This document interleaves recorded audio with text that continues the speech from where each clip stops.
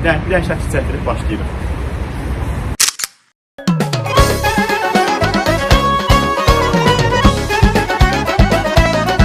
Demək olar ki, gündəlik olaraq minlərlə sərnişin istifadə edir. Bir də Çoroglu da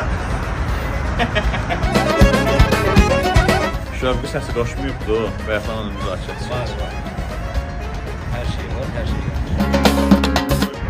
Bu yerləri, bu göyləri yağış yuyur, gün vurur. Fərq tutmasa. Bu dünyada çox şeyləri yağış yuyur. Şey deyildim, anlama. Saxla.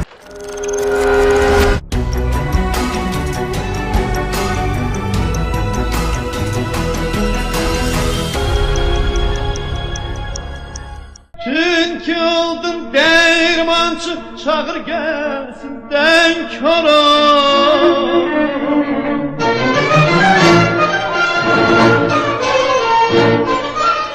Nəqliyyatın ürəyi məhz burada dönür.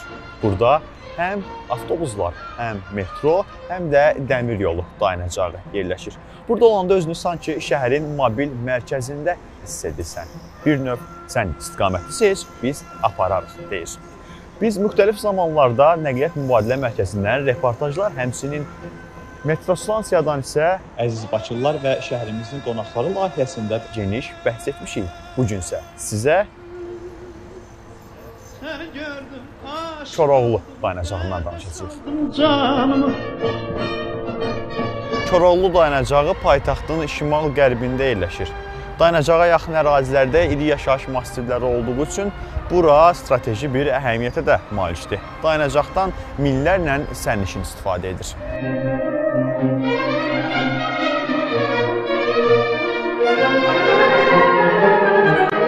Koroğlu dəmir yolu dayanacağı 1926-cı ildə istifadəyə verilib. Dayanacaq Bakıdan 8 km aralıda yerləşdiyi üçün əvvəllər 8-ci kilometr dayanacağı olaraq tanınırdı.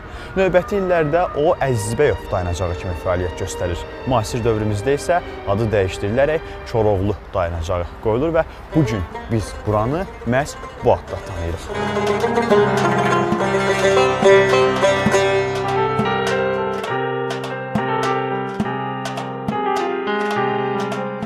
Yenidən qurma işlərindən sonra 2019-cu ildə dayanacaq yenidən istifadəyə verilir. Dayanacaq ərazisində 2 yeni turniket binası, 17 turniket, müasir işıqlandırma sistemləri, həmçinin oturacaqlar quraşdırılır.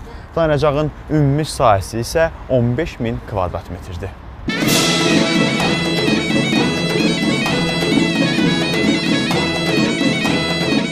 Koroğlu dəmir yol dayanacağından bəhs edəcəklərimiz bu qədər. Bakı vağzalından başladığımız və ilkin olaraq Abşeron dairəvi dəmir yolu xəttinin vağzal, stansiya və dayanacaqlarından bəhs etdiyimiz layihəmizin bitməyində yalnız bir dayanacaq qaldı. Çeşlə dayanacağı. Gələn dəfə sizinlə Çeşlədə görüşəcəyik. Hələlik.